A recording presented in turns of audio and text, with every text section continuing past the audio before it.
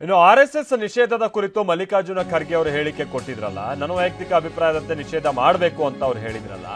ಈಗ ಅದಕ್ಕೆ ರಾಜ್ಯ ಕೆಲ ನಾಯಕರುಗಳು ಏನ್ ಟೀಕೆ ಮಾಡ್ತಾ ಇದ್ದಾರೆ ಅಂದ್ರೆ, ತಾಯಿಯಂತೆ ಮಗಳು, ನೂಲಿನಂತೆ ಸೀರೆ ಅಂತ MLC ಛಲವಾದಿ ನಾರಾಯಣಸ್ವಾಮಿ ಹೇಳಿಕೆಯನ್ನ ಕೊಟ್ಟಿದ್ದಾರೆ. ಮಗನ ಗುಣದಿಂದ ತಂದೆಯೋ ಅಥವಾ ತಂದೆಯ ಗುಣದಿಂದ ಮಗನೋ? ಪ್ರಿಯಾಂಕ್ ಖರ್ಗೆ RSS ವಿಚಾರ ಎತ್ತಿದಾಗ ಯಾರು ಮಾತಾಡ್ಲಿಲ್ಲ. ಮಗನ ಪರ ನಿಲ್ಲಿ ಅಂತ ಹೇಳಿದ್ರು, ಯಾರು ಮಾತಾಡ್ಲಿಲ್ಲ. ಹೀಗಾಗಿ ಮಗನ ಪರ ತಾವೇ ನಿಲ್ಲೋಣ ಅಂತ ಮಲ್ಲಿಕಾರ್ಜುನ ಖರ್ಗೆ ಸ್ವತಃ ನಿಂತು ಬಿಟ್ಟಿದ್ದಾರೆ ಅಂತ ಛಲವಾದಿ ನಾರಾಯಣಸ್ವಾಮಿ ಟೀಕೆ ಮಾಡಿದ್ದಾರೆ. ಮಾನ್ಯ ಮಲ್ಲಿಕಾರ್ಜುನ್ ಖರ್ಗೆ ಅವರು ಬಹಳ ಹಿರಿಯ ನಾಯಕರು. ಈ ದೇಶದ AICCಯ ಕಾಂಗ್ರೆಸ್ಸಿನ ಅಧ್ಯಕ್ಷರು ಇದ್ದಾರೆ. ಆದರೆ RSS ಅನ್ನ ಬ್ಯಾನ್ ಮಾಡಬೇಕು ಅಂತೇಳಿ ನಿನ್ನೆ ಮಾತಾಡಿದ್ದಾರೆ.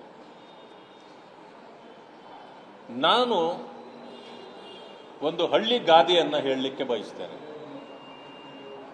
ಹಳ್ಳಿಯಲ್ಲಿ ಒಂದು ಗಾದೆ ಇದೆ, ಏನಂದ್ರೆ ತಾಯಿಯಂತೆ ಮಗಳು, ನೂಲಿನಂತೆ ಸೀರೆ ಅಂತ ಹೇಳ್ತಾರೆ. ಅಂದ್ರೆ ತಾಯಿಯ ಗುಣಗಳು ಏನಿರ್ತವೋ ಮಗಳು ಅದೇ ರೀತಿ ನಡ್ಕೊಳ್ತಾರೆ. ಹಾಗೆ RSS ನಿಷೇಧಕ್ಕೆ ಈ ಹಿಂದೆ ಮಲ್ಲಿಕಾರ್ಜುನ ಖರ್ಗೆ ಅವರು ಪ್ರಯತ್ನಿಸಿದ್ದರು.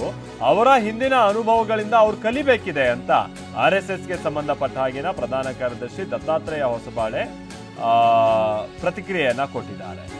ದತ್ತಾತ್ರೇಯ ಹೊಸಬಾಳೆ ಮಲ್ಲಿಕಾರ್ಜುನ ಖರ್ಗೆ ಅವರ ಹೇಳಿಕೆಗೆ ಹೀಗೆ ಅವರು ತಿರುಗೇಟನ್ನ ಕೊಟ್ಟಿದ್ದು, ಅವರ ಅನುಭವಗಳ ಹಿಂದೆ ಏನೇನಿದೆಯಲ್ಲ ಅದ್ರಗಳಿಂದನೇ ಅವ್ರು ಕಲಿಬೇಕಿದೆ. ನಿಷೇಧ ಹೇರೋದಕ್ಕೆ 3 ಬಾರಿ ಪ್ರಯತ್ನ ಪಟ್ಟಿದ್ದರು. ಹಾಗೇನಾಯ್ತು, ನ್ಯಾಯಾಲಯ ಹಾಗೆ ಜನ ಇಬ್ಬರೂ ತೀರ್ಪನ್ನ ಕೊಟ್ಟಿದ್ದರು. ನಿಷೇಧಕ್ಕೆ ಸರಿಯಾದ ಕಾರಣ ಇರಬೇಕು ಅಂತ ದತ್ತಾತ್ರೇಯ ಹೊಸಬಾಳೆ ಪ್ರತಿಕ್ರಿಯೆಯನ್ನ ಕೊಟ್ಟಿದ್ದಾರೆ. उन्होंने कई बार प्रयत्न किया था ना, वो मुझे लगता है पहले के अनुभव से थोड़ा सीखना चाहिए. समाज किस दिशा में जा रहे हैं, और पहले उन्होंने अभी बैन करना चाहिए ऐसे कहने वाले एक प्रमुख नेता पहले उन्होंने 3 बार प्रयत्न भी किए थे. उसको समाज ने क्या कहा, न्यायालय ने क्या कहा, क्या मिला उससे, और ये सब होने के बाद भी संघ का कार्य आगे बढ़ता गया.